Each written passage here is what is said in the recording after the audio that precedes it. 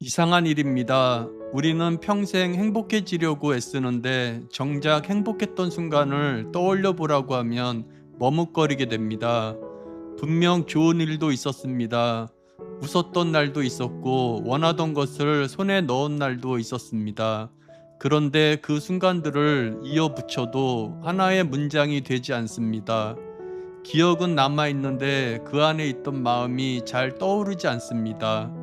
왜 우리는 그렇게 오래 애썼으면서 정작 무엇을 붙잡았는지 말하지 못하는 걸까요? 행복이라는 말은 누구나 쓰지만 정작 그게 무엇이냐고 물으면 대부분 이렇게 대답합니다. 지금은 아니라고, 아직은 아니라고, 조금만 더 나아지면 그때는 그렇게 부를 수 있을 것 같다고. 오늘은 그 이야기를 천천히 해보려 합니다. 어쩌면 우리는 행복을 잘못된 곳에서 찾고 있었는지도 모릅니다. 간절히 원하던 걸 손에 넣은 날이 있었습니다. 합격이든 승진이든 물건이든 그날만큼은 세상을 다 가진 것 같았습니다.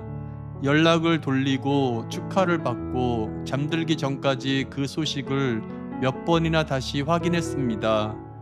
그런데 그 기쁨은 생각보다 오래가지 않았습니다. 일주일쯤 지나자 그 일은 더 이상 특별한 일이 아니게 되었습니다. 그토록 원했던 것이 어느새 그냥 내가 가진 것이 되어 있었습니다. 그리고 아무것도 바랄 게 없는 오후가 찾아옵니다. 할 일은 다 끝났고 급한 것도 없고 누가 부르는 것도 아닌 시간, 냉장고 문을 열었다가 아무것도 꺼내지 않고 닫습니다. 휴대폰을 켰다가 볼 곳이 없어 다시 껐습니다. 뭘 해도 심심하고 어떤 것도 간절하지 않은 시간, 분명 채워졌는데 비어 있었습니다. 쇼펜하우어는 말했습니다. 인간이 모든 고뇌와 고통을 지옥으로 보내버린 천국에는 무료함밖에 남지 않는다고. 그래서 우리는 그 지루함을 견디지 못하고 며칠 만에 다음 목표를 찾기 시작합니다. 이번엔 저것만 되면 정말로 괜찮아질 거라고 또 한 번 스스로를 설득합니다. 그렇게 원함과 지루함 사이를 평생 오갑니다. 우리는 결핍이 사라지면 평온이 올 거라고 믿습니다. 그런데 결핍이 사라진 자리에 가장 먼저 찾아오는 건 평온이 아니라 지루함이었습니다. 사람은 부족해서 괴로운 게 아니라 어쩌면 부족함이 사라졌을 때 더 견디기 힘든 존재인지도 모릅니다.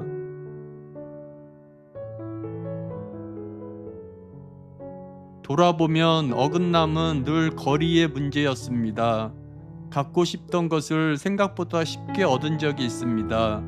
그토록 원했는데 막상 손에 들어오자 기쁨은 금세 평범해졌습니다. 가지기 전에는 그것이 내 인생을 바꿔줄 것 같았는데 가지고 나니 그저 내 방 한쪽에 놓인 하나의 물건이었습니다.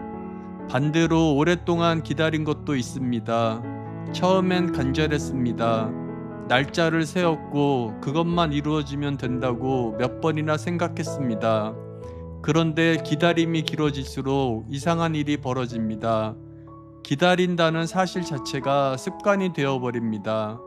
간절함은 어느새 피로로 바뀌어 있고 막상 그것이 왔을 때 반가움보다 먼저 드는 생각은 이제야 왔구나 하는 무덤덤함입니다. 이 거리는 물건에만 해당되는 이야기가 아닙니다. 사람과의 사이도 그렇습니다. 너무 가까워지면 서로의 사소한 것까지 다 보여서 전에 없던 것이 거슬리기 시작하고 너무 멀어지면 아무 일도 일어나지 않은 채 그냥 아는 사람이 됩니다. 가까워서 상하고 멀어서 잊힙니다. 너무 가까우면 설렘이 사라지고 너무 멀면 희망이 사라집니다. 우리는 늘 그 사이 어딘가에서 행복을 놓치고 있었습니다.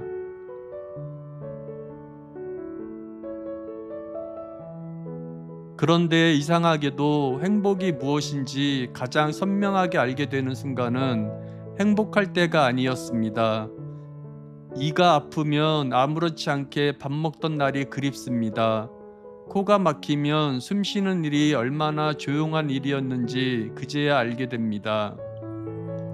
잠을 못 자면 눈 감으면 잠들던 밤이 부럽습니다. 돈 때문에 무너지면 아무 계산 없이 지나가던 평범한 하루가 그립고, 사람 때문에 상처받으면 아무 일 없던 관계가 그리워집니다. 이상한 건 그때 그리워지는 것들이 하나같이 특별하지 않았던 것들이라는 사실입니다. 기억에 남을 만한 날이 아니라 기억조차 하지 않았던 날들. 고통에는 이상한 힘이 있습니다. 평소에는 10가지를 원하다가도 어딘가 아프기 시작하면 원하는 것이 단 하나로 좁혀집니다. 그 순간만큼은 승진도, 돈도, 남의 시선도 전부 뒤로 물러섭니다. 고통은 그렇게 우리가 무엇을 이미 가지고 있었는지 거꾸로 알려줍니다. 우리는 늘 무언가 더 있어야 행복할 거라 생각하지만 막상 고통이 찾아오면 원하는 건 하나뿐입니다. 그저 아프지 않았던 때로 돌아가는 것.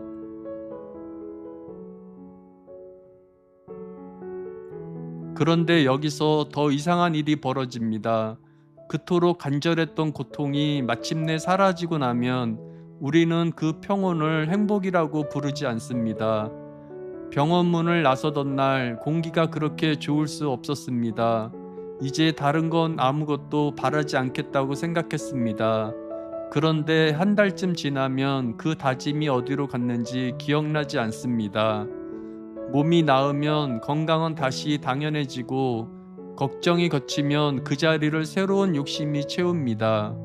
다시 더 좋은 것, 더 많은 것, 더 큰 기쁨을 찾기 시작합니다. 쇼펜하우어는 말했습니다. 행복을 알고 싶다면 무엇이 즐거운지를 볼 것이 아니라 무엇이 나를 고통스럽게 하는지 살펴봐야 한다고. 기쁨은 더해지는 것이 아니라 고통이 사라진 자리에 드러나는 것이기 때문입니다. 그래서 행복은 소리를 내지 않습니다. 고통은 문을 두드리며 오지만 평온은 조용히 와서 아무 말 없이 앉아 있습니다. 그리고 우리는 말이 없는 것을 없는 것으로 여깁니다. 그래서 행복은 느끼는 것이 아니라 알아보는 것에 가깝습니다. 오늘 아무 일도 없었다는 사실을 알아차리는 일, 아프지 않은 몸으로 평범하게 하루를 지나왔다는 걸 한 번쯤 헤아려 보는 일, 그건 대단한 노력이 아니라 잠깐 멈추는 일에 가깝습니다.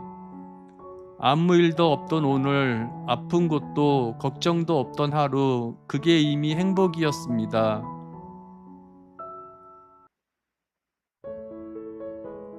그렇다면 왜 우리는 그 행복을 느끼지 못했을까요? 돌아보면 내 기분은 늘 바깥에 달려 있었습니다.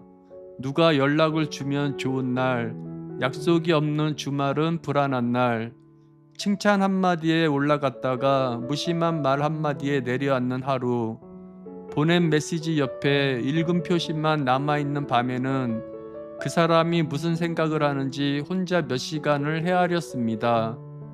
내 하루의 온도를 내가 정하지 못했습니다. 그런데 그 바깥의 것들은 하나같이 내 마음대로 되지 않았습니다. 사람은 떠나가고 자리는 바뀌고 전화는 뜸해집니다. 한때 매일 연락하던 사람이 이제 이름조차 낯설어지는 일은 누구에게나 일어납니다. 바깥에서 오는 기쁨이 나쁘다는 말이 아닙니다. 누군가의 연락 한 통이 하루를 살게 하는 날도 있습니다. 다만 문제는 그것 말고는 아무것도 없을 때입니다. 기댈 곳이 하나뿐인 사람은 그 하나가 흔들릴 때 같이 흔들릴 수밖에 없습니다. 빌려온 행복은 언젠가 돌려주게 됩니다. 쇼펜하우어는 말했습니다. 행복의 외적인 원천은 본질적으로 불확실하고 덧없으며 나이가 들수록 필연적으로 고갈된다고. 결국 마지막까지 남는 것은 자기 자신뿐이며 그것이야말로 시간이 증명한 유일하게 영속적인 행복의 원천이라고.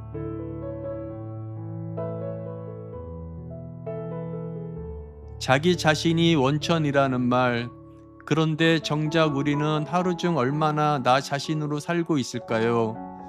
회사에서는 회사가 원하는 사람, 모임에서는 분위기에 맞는 사람, 집에서도 누군가에게 필요한 사람이 됩니다. 하루 종일 이름이 아니라 직함으로 불리다가 퇴근길에야 내 이름을 떠올리는 날도 있습니다. 역할을 바꿔 쓰다 보면 하루가 다 갑니다. 그런데 이 얼굴들은 가짜가 아닙니다. 전부 필요해서 만든 얼굴이고 그 얼굴들 덕분에 살아온 것도 사실입니다. 다만 문제는 하나도 벗지 못한 채 하루가 끝난다는 것입니다. 밤이 되어 혼자 남았을 때 문득 낯설어집니다. 오늘 그 많은 얼굴 중에 진짜 나는 어디 있었을까? 무언가 계속 부족하다고 느꼈던 이유는 어쩌면 그래서였는지도 모릅니다. 부족했던 건 돈도 인정도 아니라 나로 있었던 시간이었습니다.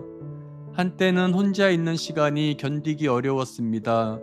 아무도 찾지 않는 저녁이 버려진 시간처럼 느껴졌고, 그래서 굳이 나가고 굳이 연락을 돌리고 굳이 무언가를 켜두었습니다. 그런데 지금 와서 보면 그 조용한 저녁들이 유일하게 아무 얼굴도 쓰지 않은 시간이었습니다. 혼자 보내는 시간이 빈 시간이 아니라 원천을 만드는 시간이었습니다. 나답게 보낸 하루는 그것만으로 이미 족합니다.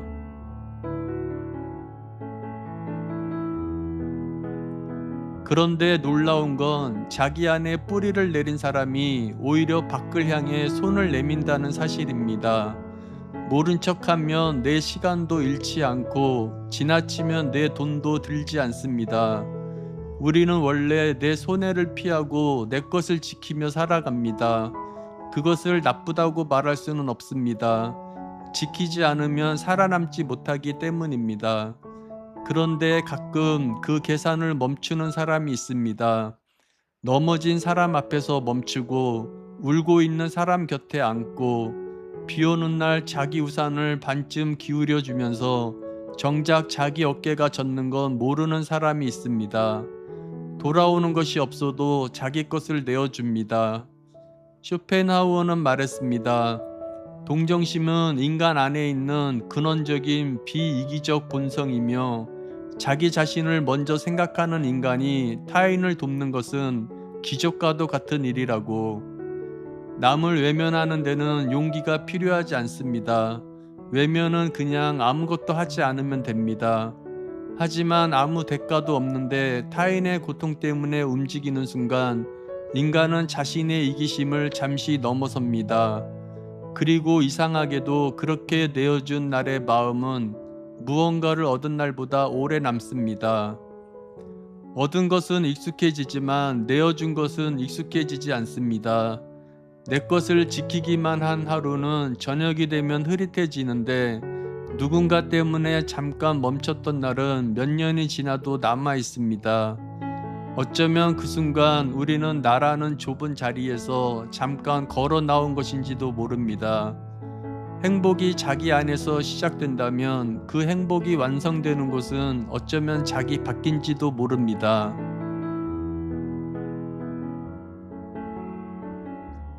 여기까지 왔습니다. 원하는 것을 얻어도 비어있던 마음, 너무 가깝거나 너무 멀었던 거리, 잃고 나서야 알게 된 평범한 하루, 바깥에 맡겨두었던 기분, 역할 뒤에 숨어있던 나, 그리고 대가 없이 내밀었던 손. 이 이야기들에는 공통점이 하나 있습니다. 행복이 어딘가에 따로 놓여있지 않았다는 것. 우리가 찾던 것은 멀리 있어서 못 찾은 게 아니라 너무 가까이 있어서 보이지 않았던 것인지도 모릅니다. 행복은 어쩌면 찾아 나서는 것이 아니라 고통이 비켜간 자리에서 조용히 드러나는 것이었습니다. 그래서 오늘 하루가 특별하지 않았다면 어쩌면 그건 나쁜 하루가 아니었을지도 모릅니다. 우리는 대단한 날을 기다리느라 아무 일 없는 날들을 그냥 지나쳐 보냈습니다. 나중에 그리워질 날들을 지금 살고 있으면서 그걸 모르고 다음 날만 바라봤습니다. 오늘 하루 아픈 곳이 없었다면 누군가의 시선이 아니라 당신의 시간으로 하루를 채웠다면, 그리고 아직 바랄 것이 하나쯤 남아 있다면 당신은 이미 행복 가까이에 있는지도 모릅니다. 지금까지 철학 읽어주는 남자였습니다. 오늘 하루도 당신의 시간이었기를 바랍니다. 편안한 밤 되십시오.